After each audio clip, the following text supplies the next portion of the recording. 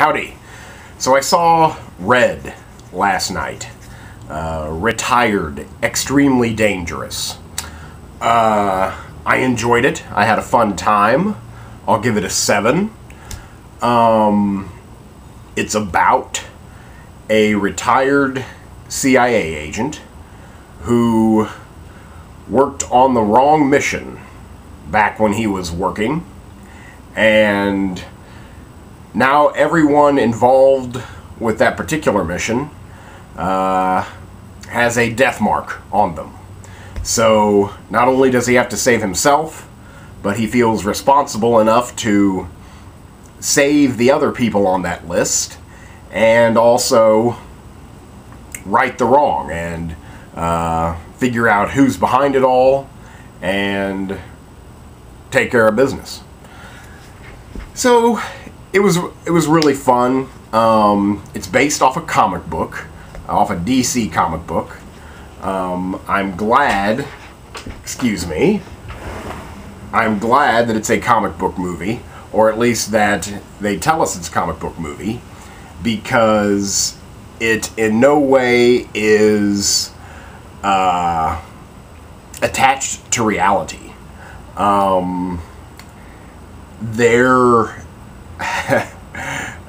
Nothing in this movie could, I think, happen in the real world, which at first it's like, ugh, but then that it never stops and gets only more outrageous.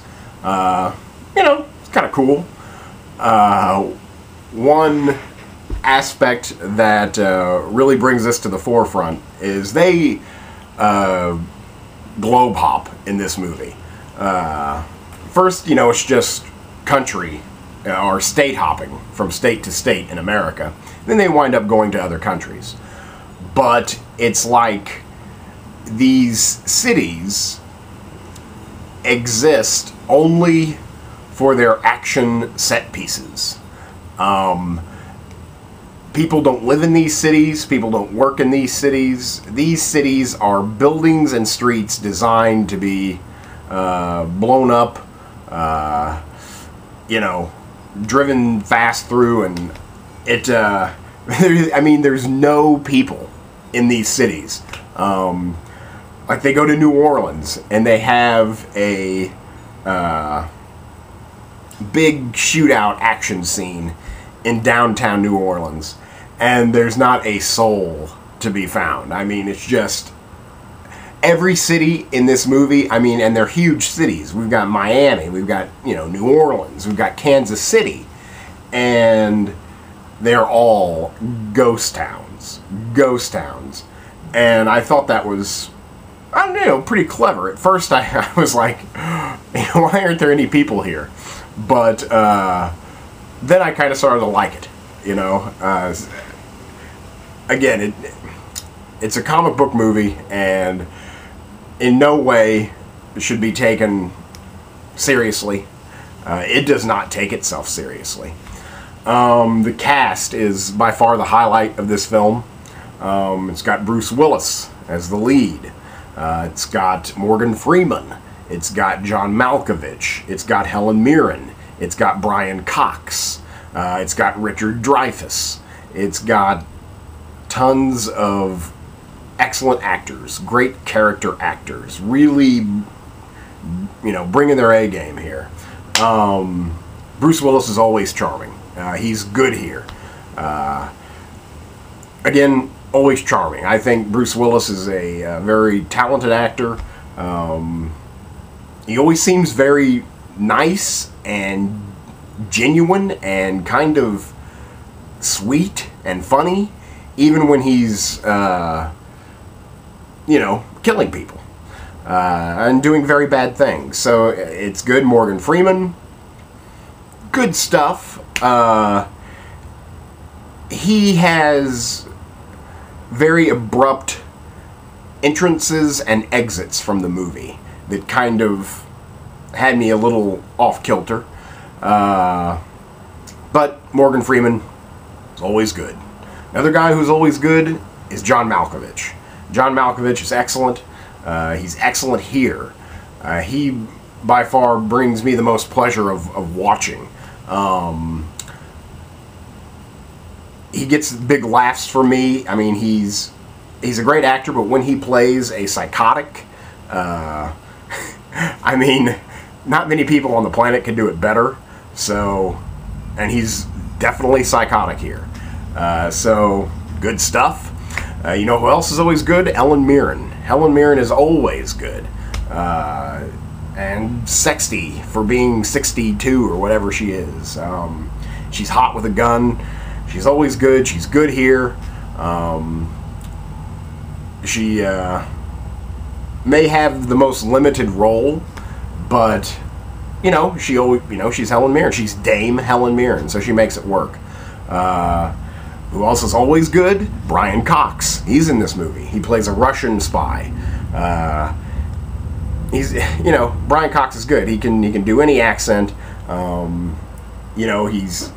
He's smooth in this movie. I really like Brian Cox, so he's good here. Richard Dreyfuss. I've seen 3 movies with Richard Dreyfuss this year now, and I couldn't be happier. Richard Dreyfuss all but disappeared, in my opinion, for a while there. I mean, after Krippendorf's Tribe, I guess it just kind of happens. But now Richard Dreyfuss is back, and I couldn't be happier that he's back because I love Richard Dreyfuss. And he is good here, you know. It's, again, I can't really tell because I'm just so happy to see him, you know. So, good to have you back, Dick Dreyfuss. Now, her name just suddenly flew out of my mind, but she's the Mary Louise Parker, star of Weeds. She plays the love interest, the normal person, the human. She's good here. I mean, she's the character I guess you're supposed to relate to mostly. And she's good. She's very pretty. Here she has to be a little homely, but she nails it. And she's talented, and again, the acting in this movie is by far the highlight. There's no slouching going on here in terms of acting, and there's even another actor who I don't know his name yet, but I've been seeing him in more and more films. I really like him, and he plays, I guess for half the movie he's the bad guy, but in really this movie is just full of bad guys. But he's the guy who is currently what all of the old guys used to be. So they're really just kind of fighting themselves. Again, it was kind of interesting to think about that. But anyway, he's very good. I like him. I don't know his name yet. But again, he's coming up, and I welcome it. I think a pair of brothers wrote this film and maybe directed it too. I'm not 100% certain on who wrote and directed this. I can never remember the credits from watching them. I didn't know the names, but again, I didn't find anything wrong with the. I mean, I guess I could have used a little bit more psychology, just to find out whenever the characters do talk about psychology and their motivations and their struggle with normal human life. I think the movie gets even better, and I kind of wanted more of that, but still, it's focused on the action and the fun, and for that, it excels.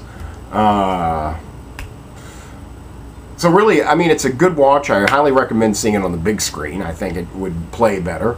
I thought it was fun. I thought it was funny, action-packed. Just, a good movie. A good movie. I really can't think of anything else. The acting. I love the acting. I love all the actors in this movie. Very fun, very entertaining time.